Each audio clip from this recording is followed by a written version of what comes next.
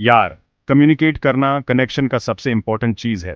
शुरू से ही इंसान हमेशा से एक्सप्रेस करना, इंफॉर्मेशन शेयर करना और दूरियां मिटाना चाहता था। पुराने जमाने के केव पेंटिंग से लेकर आज के डिजिटल नेटवर्क्स तक कम्युनिकेशन का सफर दिखाता है कि हम कनेक्ट करना कितना चाहते हैं। हजारों सालों तक हमारे एंसेस्टर्स बेसिक तरीकों से कम्युनिकेट करते थे। धुआं, ढोल और पत्थर भी मैसेजेस भेजने के काम आते थे, लेकिन ये स्लो और लिमिटेड थे। आज के हिसाब से ये तरीके भले ही सिंपल हों, लेकिन कम्युनिटीज बनाने, वॉर्स लड़ने और नॉलेज फैलाने में इनका बड़ा हाथ था।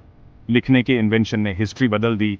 इससे थॉट्स, आइडियाज और स्टोरीज रिकॉर्ड हो सकते थे और नॉलेज टाइम और डिस्टेंस से परे जा सकता था। लिखावट से कम्युनिकेशन में एक बहुत बड़ा बदलाव आया, जिससे सिविलाइजेशंस बने और ह्यूमन एक्सप्रेशन फैल गया। सदियों बीतने के साथ इंसान और भी एफिशिएंट और एडवांस्ड कम्युनिकेशन चाहता था। 15वीं सदी में प्रिंटिंग प्रेस के आने से इंफॉर्मेशन सबको मिलने लगी, रेनेसांस को बढ़ावा मिला और सोसाइटी में बहुत बड़े चेंजेस आए।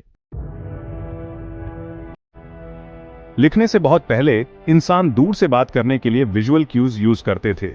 इनमें से स्मोक सिग्नल्स इंसान की क्रिएटिविटी का अच्छा एग्जाम्पल है। आग के धुएं को कंट्रोल करके हमारे एंसेस्टर्स दूर बैठे लोगों को सिंपल मैसेजेस भेज सकते थे।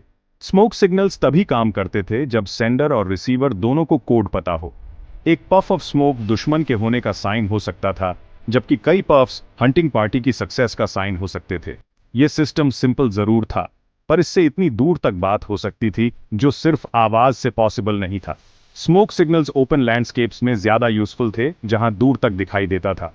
ग्रेट प्लेन्स के native American tribes smoke signals का खूब यूज करते थे, हंटिंग कोऑर्डिनेट करने, खतरे का वार्निंग देने और दूर के एलाइज से कांटेक्ट में रहने के लिए। अपने टाइम में स्मोक सिग्नल्स इफेक्टिव थे, लेकिन उनकी लिमिटेशंस भी थी। मैसेजेस सिंपल कॉन्सेप्ट्स तक ही लिमिटेड थे और वेदर और विजिबिलिटी प्रॉब्लम्स से सिस्टम डिसरप्ट हो सकता था। फिर भी लॉन्ग डिस्टेंस कम्युनिकेशन के एवोल्यूशन में स्मोक सिग्नल्स एक इंपॉर्टेंट स्टेप थे। लिखने का इन्वेंशन, यानी लैंग्वेज को विजुअली रिप्रेजेंट करने का सिस्टम, हिस्ट्री का टर्निंग पॉइंट था। अब इंसान सिर्फ बोलकर ही नहीं, बल्कि लिखकर भी थॉट्स, आइडियाज और स्टोरीज रिकॉर्ड कर सकता था। नॉलेज, जो पहले मेमोरी तक ही लिमिटेड था, अब क्ले टैबलेट्स, पेपिरस स्क्रोल्स और फिर पेपर पर लिखा जा सकता था।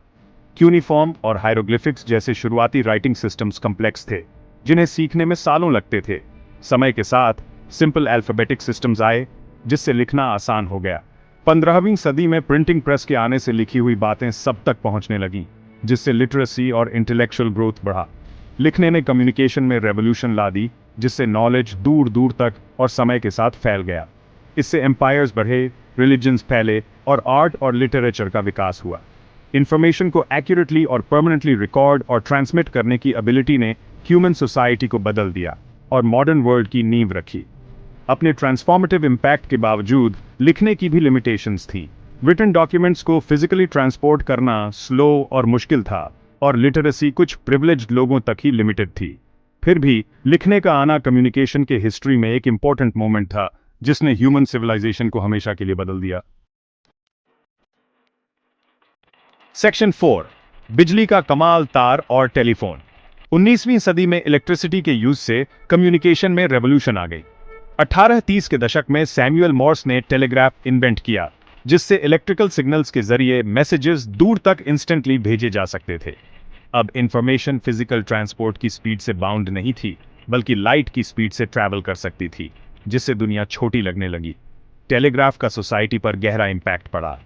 बिजनेसेस दूर के ब्रांचेस से रियल टाइम में बात कर सकते थे, न्यूज़पेपर्स दुनिया भर की न्यूज़ पब्लिश कर सकते थे और गवर्नमेंट्स बेटर कोऑर्डिनेट कर सकते थे। टेलीग्राफ ने कॉन्टिनेंट्स को कनेक्ट करने में भी इंपॉर्टेंट रोल निभाया। ट्रांस अटलांटिक केबल्स ने ग्लोबल कम्युनिकेशन नेटवर्क्स की नींव रखी। टेलीग्राफ के बाद जल्द ही 1876 में अलेक्जेंडर ग्राहम बेल ने टेलीफोन इन्वेंट किया। टेलीफोन से दूर तक real time voice communication possible हो गई, जिससे कम्युनिकेशन में इमीडिएसी और पर्सनलाइजेशन का नया डिमेंशन जुड़ गया।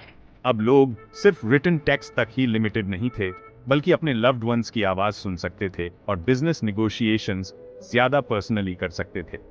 कम्युनिकेशन में इलेक्ट्रिकल रेवोल्यूशन ने सोसाइटी को बदल दिया, लोगों और कम्युनिटीज को नए तरीकों से कनेक्ट किया। टेलीग्राफ और टेलीफोन ने मॉडर्न कम्युनिकेशन इंफ्रास्ट्रक्चर की नींव रखी, और 20वीं सदी की और भी ट्रांसफॉर्मेटिव टेक्नोलॉजीज के लिए रास्ता बनाया। सेक्शन 5 वायरलेस की शुरुआत, रेडियो और टेलीविजन। 20वीं सदी के शुरुआत में वायरलेस कम्युनिकेशन आई, जिससे इंफॉर्मेशन फिजिकल वायर्स और केबल से फ्री हो गई। सदी के मोड़ पर गुग्लियल्मो मार्कोनी के रेडियो ट्रांसमिशन के काम ने पॉसिबिलिटीज का नया एरा शुरू किया, जिससे मैस ऑडियंस तक इंफॉर्मेशन ब्रॉडकास्ट की जा सकी। रेडियो ने जल्दी ही लोगों का ध्यान खींचा और न्यूज, एंटरटेनमेंट और कल्चरल ट्रांसमिशन का मेन सोर्स बन गया। लाखों लिसनर्स तक वायरलेसली साउंड ब्रॉडकास्ट करने की एबिलिटी ने मीडिया लैंडस्केप बदल दिया और एक शेयर्ड एक्सपीरियंस क्रिएट किया जो जियोग्राफिकल बाउंड्रीज से परे था। रेडियो के बाद 1930 के दशक में टेलीविजन आया, जिससे एयरवेव्स पर मूविंग इमेजेस आने लगे। टेलीविजन का विजुअल इम्पैक्ट इमीडिएट और जबरदस्त था, जिसने एंटरटेनमेंट, न्यूज और एडवर्टाइजिंग को बदल दिया।